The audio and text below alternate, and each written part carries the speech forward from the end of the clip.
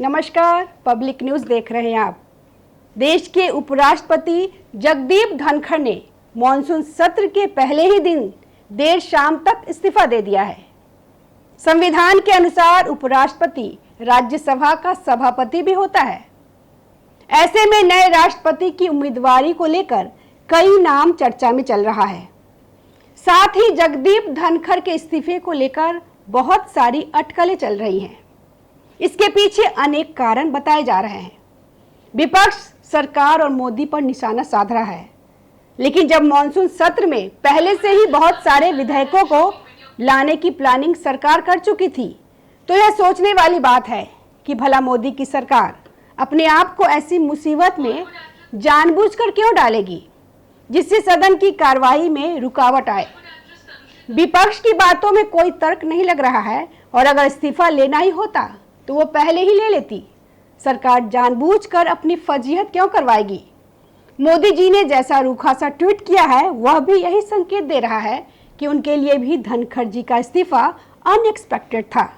वे खुद अचंभित हो गए हैं। धनखड़ का कदम सरकार को जानबूझकर परेशानी में डालने वाला है।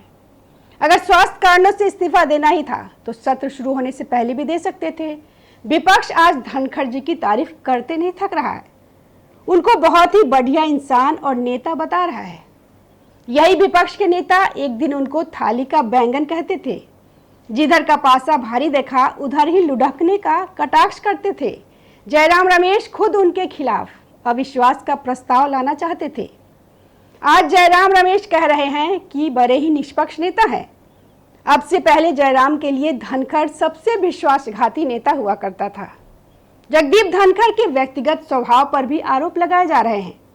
उन पर सरकार की ही आलोचना करने के बहुत सारे इल्जाम लगे हुए हैं। बड़बोले स्वभाव के होने की वजह से बहुत कुछ ऐसा बोल देते थे जिससे सरकार परेशानी में आ जाती थी। इस बार तो उन्होंने सरकार की पीठ में छुरा घोंपने जैसा काम कर दिया है। गैर जिम्मेदाराना तरीके से व्यक्तिगत कारणों से अपने पद से इस्तीफा दे दिया है। जगदीप धनखड़ के उपराष्ट्रपति पद से इस्तीफे को राष्ट्रपति द्रौपदी मुर्मू ने स्वीकार कर लिया है। उधर प्रधानमंत्री नरेंद्र मोदी ने एक्स पर लिखकर उनके उत्तम स्वास्थ्य की कामना की है। जाहिर है कि अब धनखड़ की वापसी की बची खुची उम्मीद भी खत्म हो चुकी है। संविधान के अनुच्छेद 68 के तहत उनके उत्तराधिकारी का चुनाव 6 महीने के भीतर यानी सितंबर 2025 तक पूरा करना अनिवार्य है। यानी कि बिहार विधानसभा चुनाव के पहले यह नियुक्ति हो जानी है। जाहिर है कि बीजेपी सरकार चाहेगी कि इस अवसर का लाभ बिहार विधानसभा चुनाव से भी उठाया जाए। अगर देश में पिछले 10 सालों में संवैधानिक पदों पर हुई नियुक्तियों पर नजर डाले तो यह क्लियर हो जाएगा कि भारतीय जनता पार्टी सरकार नियुक्तियों के लिए आधार हमेशा आगामी चुनाव को ही बनाती रही है। उपराष्ट्रपति भारत का दूसरा सबसे महत्वपूर्ण संवैधानिक पद है। वह राज्यसभा का पदेन सभापति भी होता है। संविधान के अनुच्छेद 66 के अनुसार उपराष्ट्रपति का चुनाव संसद के दोनों सदनों लोकसभा और राज्यसभा के निर्वाचित और मनोनीत सदस्यों द्वारा गुप्त मतदान के माध्यम से किया जाता है। पर संसद में आजकल जैसा सत्ताधारी पार्टियां चाहती हैं वही होता है। पार्टियां व्हिप जारी करती है और मतदान पार्टी के मुख्य सचेतक के हिसाब से होता है। जाहिर है कि उपराष्ट्रपति वही बनेगा जो बीजेपी चाहेगी और बीजेपी के फैसले पर बिहार विधानसभा चुनाव की छाप होगी।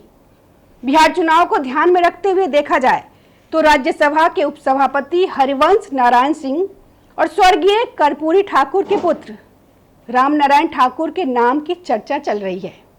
इसके अलावा बहुत से लोग नीतीश कुमार का भी नाम ले रहे हैं, पर नीतीश कुमार शायद ही उपराष्ट्रपति के लिए तैयार हो। दूसरा, उनका स्वास्थ्य राज्यसभा के सभापति के लिए ठीक नहीं समझा जा सकता। इसके अलावा बिहार विधानसभा चुनाव में उनकी जरूरत बिहार में ज्यादा है। चूंकि उपराष्ट्रपति राज्यसभा का पदेन सभापति होता है, इसलिए जो भी इस पद पर बैठेगा उसे राज्यसभा की लंबी कार्रवाई से संबंधित तमाम फैसले लेने होंगे। मुख्यमंत्री और राष्ट्रपति दोनों ही पदों पर एक बार किसी सहयोगी के माध्यम से कार्य हो सकता है, पर राज्यसभा के सभापति के लिए किसी दूसरे के भरोसे कार्य नहीं किया जा सकता।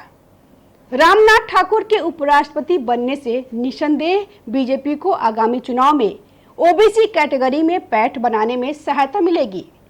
पर अभी लोकसभा चुनाव के पहले ही उनके पिता को मरणोपरांत भारत रत्न दिया गया है, इसलिए उम्मीद कम है कि रामनाथ ठाकुर के नाम को आगे बढ़ाया जाए। इस तरह हरिवंश नारायण सिंह सबसे फीजिबल उम्मीदवार बनकर उभर रहे हैं। एक तो वह सहयोगी दल जेडीयू से हैं, दूसरे प्रधानमंत्री नरेंद्र मोदी के विश्वसनीय भी हैं, तीसरे राज्यसभा के उपसभापति होने के चलते उन्हें इस पद का अनुभव भी है। पर बीजेपी में शाह और मोदी युग में चीजों को समझना इतना आसान नहीं है। जिस किसी शख्स का नाम चर्चा में आया, समझो उसे वो पद नहीं मिलने वाला है। फिर भी हरिवंश नारायण सिंह का नाम सबसे आगे चल रहा है। बीजेपी और आरएसएस के बीच पार्टी अध्यक्ष को लेकर लगातार मंथन हो रहा है। इस बीच तमाम ऐसी खबरें आ रही है कि निर्मला सीतारमण और वसुंधरा राजे जैसे नामों को भी आगे बढ़ाया जा सकता है। इनमें राजनाथ सिंह का नाम सबसे ऊपर चल रहा है। यद्यपि सिंह को उपराष्ट्रपति बनाए जाने के पीछे कोई आधार नहीं दिख रहा है, क्योंकि वो बीजेपी के बहुत से रायते साफ करते रहते हैं। उन्होंने केंद्र में अपनी महत्ता बना रखी है। जेपी नड्डा बीजेपी राष्ट्रीय अध्यक्ष है, जिनका कार्यकाल मार्च 2025 में समाप्त हो रहा है। उनकी निकटता मोदी शाह से है। अगर आरएसएस और बीजेपी के बीच सब कुछ ठीक नहीं हो सका है तो ये संभव हो सकता है कि उन्हें उपराष्ट्रपति बनाया दिया जाए। गौरतलब है कि नड्डा के एक बयान के बाद ही आरएसएस और बीजेपी के बीच दूरियां आ गई थी। कहा जाता है कि नड्डा के बयान के चलते ही आरएसएस ने 2024 के लोकसभा चुनाव से अपने को अलग कर लिया था।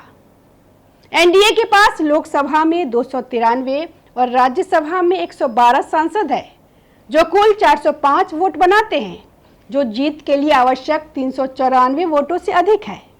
यह बहुमत सरकार को अपने पसंदीदा उम्मीदवार चुनने की स्वतंत्रता देता है, पर बिना सहयोगी दलों के समर्थन के बीजेपी कुछ नहीं कर सकती। एनडीए में जनता दल, जदयू, तेलुगु देशम पार्टी और शिवसेना जैसे सहयोगी शामिल है। गठबंधन के साथियों का विश्वास हासिल करने के लिए बीजेपी हरिवंश नारायण सिंह के नाम को आगे बढ़ा सकती है। जाहिर है कि इस फैसले से बिहार में 2025 के विधानसभा चुनाव एनडीए की एकता मजबूत हो सकती है। कांग्रेस से नाराज चल रहे शशि थरूर को उपराष्ट्रपति बनने की संभावना दिखाई है। शशि थरूर का नाम कांग्रेस को घेरने की रणनीति के तहत बीजेपी आगे बढ़ा सकती है।